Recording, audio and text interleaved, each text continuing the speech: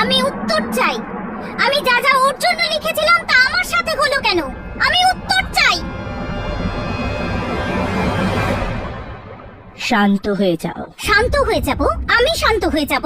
তুমি জানো আমার সাথে কি হয়েছে? আমার জীবন চলে যাচ্ছিল, আমি মরে যেতাম। কিছু লোকের কাছে অদ্ভুত শক্তি থাকে, অনেকে তো সেই শক্তির ব্যাপারে কিছু জানেই না সারা জীবন। কিছু লোক যখন যখন যা যা চায় তারা তার সব পেয়ে যায়। ঠিক এরকমই কিছু একটা শক্তি অনন্যার কাছে আছে। যখনই ও কোনো কাগজে নিজের ইচ্ছের কথা লেখে, সেই ইচ্ছে পূরণ হয়ে যায়। অন্য কারোর লেখা কাগজেও যদি ও সই করে দেয় তাহলে সেটাও পূরণ হয়ে যায়। কিন্তু কেউই সেই শক্তির অপপ্রয়োগ করতে পারে না। অপপ্রয়োগ?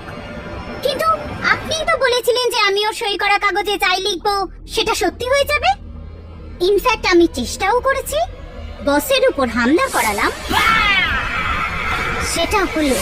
অনন্যার বাড়িতে আমি ভয়ঙ্কর হামলা করালাম আর সেটাও হলো।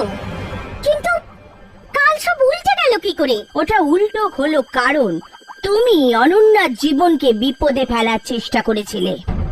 প্রথমবার তুমি না ওকে না ওর জীবনকে বিপদে ফেলেছিলে, শুধু ভয় দেখিয়েছিলে। সেটা হয়েছিল। কিন্তু যেই তুমি ওকে শারীরিকভাবে আঘাত দেওয়ার চেষ্টাটা করবে, সেটা কখনই পূরণ হবে না। কিন্তু আমি বরবাদ করে দিতে চাই, প্রতিশোধ নিতে চাই। আমি ঘৃণা করি ওকে। দেখো, আমার কথা অমান্য করো না, নইলে তোমার চাল তোমার খুব ক্ষতি করবে। বুঝে গেছি। আমার কাছে এমন একটা প্ল্যান আছে যা দিয়ে আমি অনন্যাকে চোট না পৌঁছিয়েও ওকে বরবাদ করে রেখে দেব। আমি অনন্যার থেকে ওর সব সুখ কেড়ে নেব।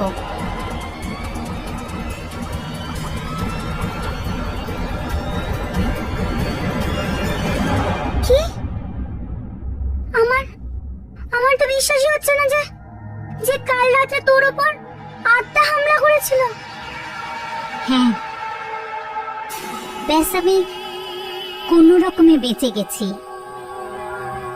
কিন্তু হামলা ঠিক সেভাবে হলো যেভাবে আমি অনন্যার জন্য লিখেছিলাম। তোমায় আবার অনন্যার সিগনেচার নিতে হবে। না, আমি আর এসব করতে পারবো না, এসব একটু বেশি হয়ে যাচ্ছে প্রিয়া। আর কাল আমার সাথে যেটা হলো সেটা, ওর পরে তো আমি অনন্যাকে আরো বেশি ঘৃণা করি। আমি ওকে এক মুহূর্তও সুখী দেখতে পাচ্ছি না। তোমাকে এই কাজটা করতেই হবে। প্রিয়া, প্রিয়া, কাল ওর বিয়ে।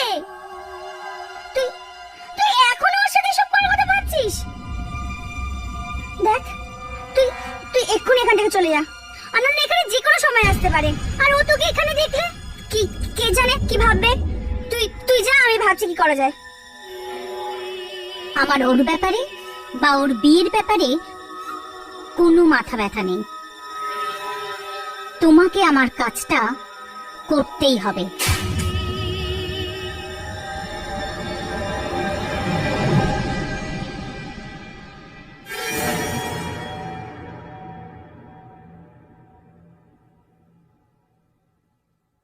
আমি আসছি।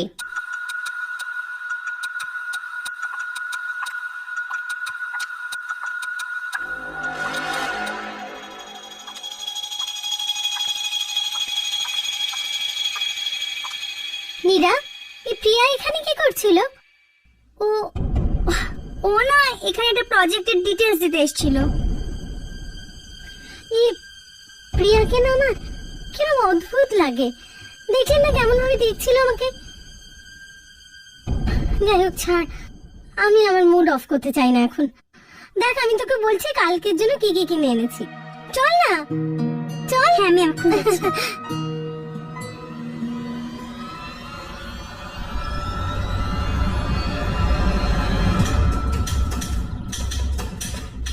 অর্জুন দেখ, এটা কিন্তু তোর শেষ সুযোগ। তুই বিয়ে করবি কি করবি না সেটা ভেবে দেখ। দেখ, একবার বিয়ে করে নিলে কিন্তু বুঝে নে ফেসে গেলি ভাই। Shut up Amit. অর্জুন